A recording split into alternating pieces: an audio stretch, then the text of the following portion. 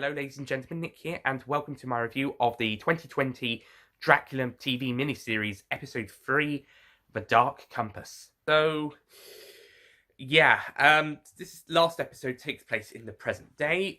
Mina, who Dracula let go in after the events of episode 1, as Agatha threatens to kill herself, and as Dracula takes her and spares Mina. So Dracula does that, and that's why he keeps Agatha for a long time and lets Mina go, as we see in episode 2. Mina sets up the Jonathan Harker Foundation to research blood, helping people with blood problems and illnesses through blood, as well as also with the help of the Van Helsing family, one of whom's the descendants of whom becomes basically Peggy Van Helsing, looking and sounding a lot like her great-great-grand aunt, I think along those lines. And along with some hired mercenaries, they arrest Dracula after a couple of events on the Whitby beach. By the way, Dracula does some stuff on the beach and then he somehow escapes.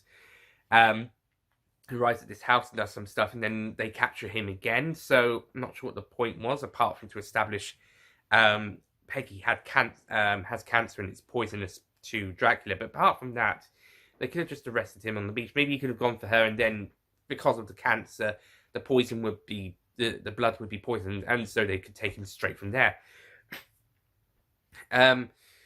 So anyway, so they have him taken to a facility where they run studies and tests and do a talk about it. It's pretty much there as a prisoner. However, Dracula manages to get himself a lawyer through through Harker's company and gets himself released. And Peggy leaves because of her cancer condition. Meanwhile, Dracula then starts courting with this young doctor, or Peggy's protege's doctor's friend, Lucy Wesley. And the two he starts drinking her blood, and actually it's sort of like a drug for her, and sort of bit later starts making her become a vampire. Eventually he has her killed, so she has to be, so she could turn into a vampire. However, she is burned. She is cremated, or nearly cremated anyway, which is something Dracula warned her not to do. Maybe she should have written it down, "Don't cremate me," on a piece of paper. Bury me instead. Ooh, there's a couple. In this series, there's apparently a lot of Sherlock references, and even a reference to Oswin from Doctor Who. But didn't really notice any of these references. There wasn't even a Sherlock cameo in this episode. No character from Sherlock or Doctor Who cameos in this episode. The closest we get is Mark Gatiss playing the lawyer who becomes Dracula's servant. Other than that, the closest thing I can get to a Doctor Who or Sherlock reference is in "Don't Cremate Me," basically. Or at least it felt like that to me. With Dracula telling Lucy don't be cremated, and the whole cremation ceremony at funeral thing with Lucy, and she can feel every moment of it, which is really dark and really chilling, and reminds me a lot of the "Don't Cremate Me" storyline from Doctor Who Series 8's penultimate episode, Dark Water, the first half of that series finale. But even more darker than that, because in that they say the dead are still conscious, whilst here not only is Lucy still conscious, but she's technically undead, so it's even more painful for her. And when it is cremating her body, she manages to escape, as she's still a vampire, but she is super burned. The mirror reflection, it's revealed that it's for Dracula. He can't look in a mirror because it shows what he does not want to see, him being older. Whilst with Lucy, it shows her what she wants to see, being a beautiful young woman. However, it turns out, and this is probably the best mix of practical makeup and CGI of the series, with the burnt body Lucy, and that is a creepy and gruesome image. But I think the actress does a fantastic job, by the way, considering especially that when she's turned into this grotesque monster creature. Really great stuff. And Peggy and Jack have to work out a way to stop Dracula and Lucy before all darkness consumes the world and Dracula continues. Eventually, Peggy is able to stop Dracula as she works out he's afraid of actually living. He wants to technically die, I guess. Actually, he's not really that afraid of the sun or mirrors or anything.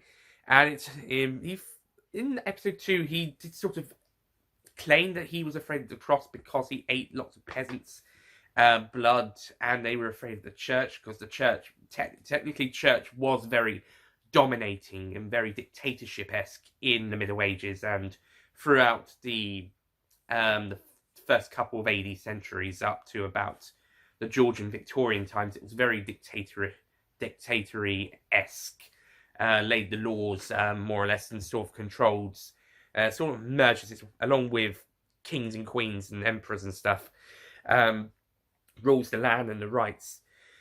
So that's why Dracula, he claims that, but it turns out that the cross is more of a symbol of allowing him to die, I think, and that's why he's afraid of it. Or no, it's continuing existence, and that's why he's afraid of it. Eventually, he dies by drinking Peggy's cancer blood, and they die together in a very weird final shot of them sort of kind of together, sort of Naked Noir-esque, and it's sort of a backdrop of the sun, and then it cuts to black, and then it's the credits. A very weird ending. But it makes a bit of sense for this version of Dracula. On the whole, episode 3's modern day setting is pretty interesting. It allows Dracula to explore the modern world. He's really enjoying it.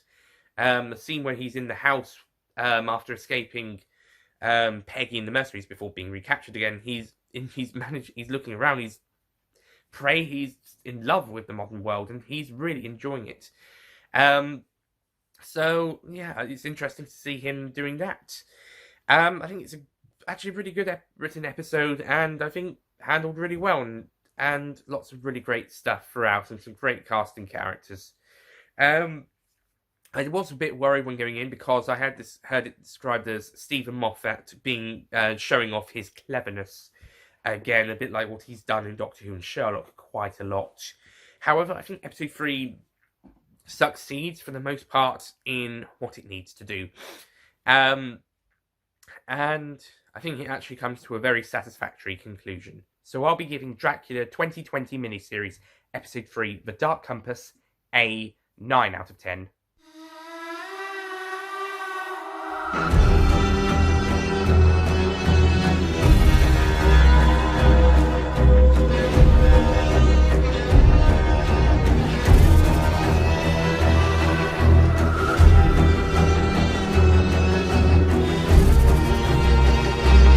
Yeah, so this was a very good episode, and yeah, I still think episode 2 is the best, but I think episode 3 was a very strong episode. Also, I am aware all 3 episodes have individual titles, actually, this time, instead of just episode 1, episode 2, episode 3, but I can't remember them. I'm going to look them up for the rankings. So thank you for watching this review of episode 3, whatever it's called. Stay tuned for my ranking of the 2020 Dracula episodes, which I shall give the titles for. Thank you for watching. I'll see you guys next time. Goodbye.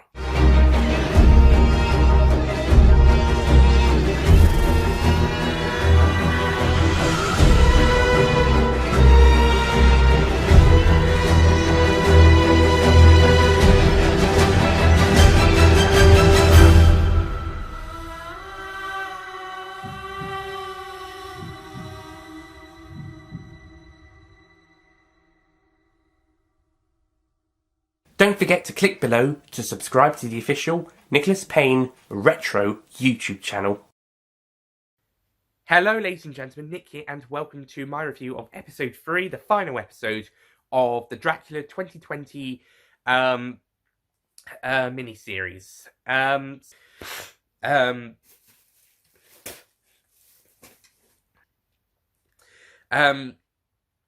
anyway, as I was saying, I shall be giving Dracula's 2020 episode 3. I was considering an 8, but actually I think I'll go with a 9. So I'm going to give episode 3 a 9 out of 10.